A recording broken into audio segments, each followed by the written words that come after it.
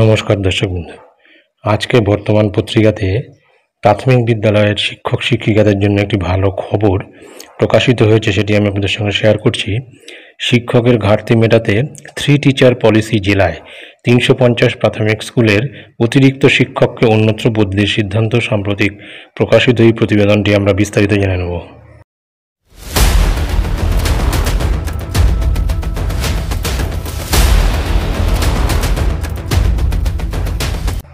দীর্ঘ বছর ধরে একই স্কুলে পড়িয়ে শিকড় গজিয়েছে প্রাথমিক শিক্ষকদের। ছাত্র সংখ্যা কম থাকায় পড়াশুনোর বালাই নেই।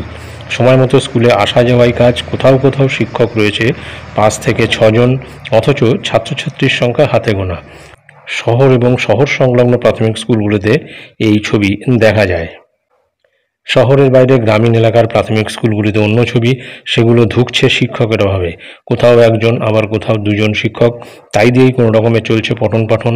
কালীগঞ্জ, নাকাশিপাড়া, তেহট্ট 1, তেহট্ট 2, করিমপুর সার্কেলের প্রাথমিক স্কুলগুলিতে এই সমস্যা দেখা যায়।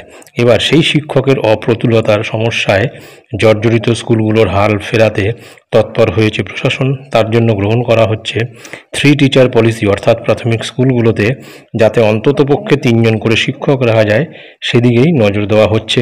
তার জন্য শহর এলাকার প্রাথমিক স্কুলে যেখানে অতিরিক্ত শিক্ষক রয়েছে তাদের বদলি করা হবে গ্রামীণ এলাকায়। নদিয়া জেলার ডিপিএসসি বোর্ডের চেয়ারম্যান দেবাশিস বিশ্বাস বলেন যে বেশ কিছু প্রাথমিক স্কুলে আগে 1 জন শিক্ষক ছিল। আমরা বিগত কয়েক মাসে সেখানে 2 জন করে শিক্ষক দেওয়ার ব্যবস্থা করেছি। এবার সেই সমস্ত ডবল শিক্ষক থাকা স্কুলগুলিতে যাতে 3 জন করে শিক্ষক দেওয়া যায় তাই চেষ্টা করা হচ্ছে। এর ফলে পঠন পাঠন উন্নত হবে। নদিয়া জেলার 37টি সার্কেলে প্রাথমিক স্কুলের সংখ্যা প্রায় 3,500, যেখানে প্রায় 10,500 প্রাথমিক শিক্ষক রয়েছেন। কিন্তু তারপরেও গ্রামের স্কুল এবং শহরের স্কুলের মধ্যে শিক্ষকের সংখ্যায় অসামঞ্জস্য দেখা যায়, যা নিয়ে অভিভাবকদের মধ্যেও ব্যাপক ক্ষোভ রয়েছে। অভিভাবকদের কথায় গ্রামের প্রাথমিক স্কুলগুলোতে শিক্ষক নেই, যার জন্য পঠন পাঠন হয় না। তাই বাধ্য হয়ে তাদের সন্তানদের বেসরকারি স্কুলে ভর্তি করতে হয়। প্রশাসন সূত্রে জানা গিয়েছে নদিয়া জেলায় 350টি স্কুলে ছাত্র সংখ্যার তুলনায় বেশি শিক্ষক রয়েছে।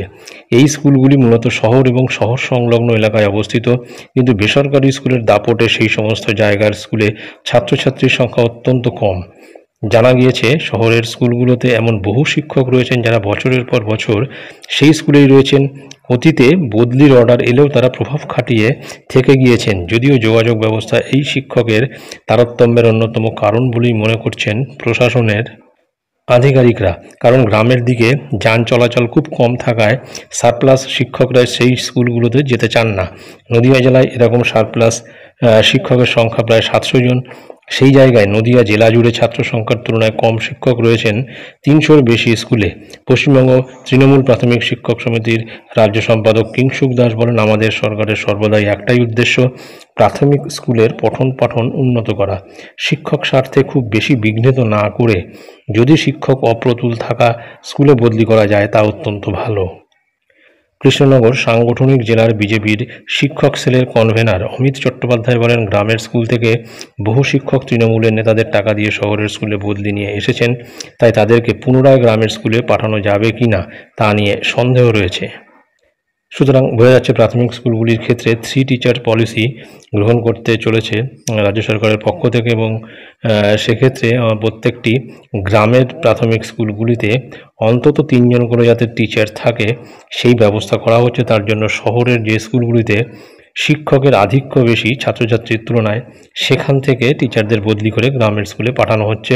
এটা অত্যন্ত একটা ভালো খবর এবং ভালো দিকও রয়েছে, যাতে ছাত্রছাত্রীদের পঠন পাঠনের মান উন্নত হয়। তো এটাই ছিল গুরুত্বপূর্ণ আপডেট যা আমি আপনাদের সঙ্গে শেয়ার করলাম। ধন্যবাদ।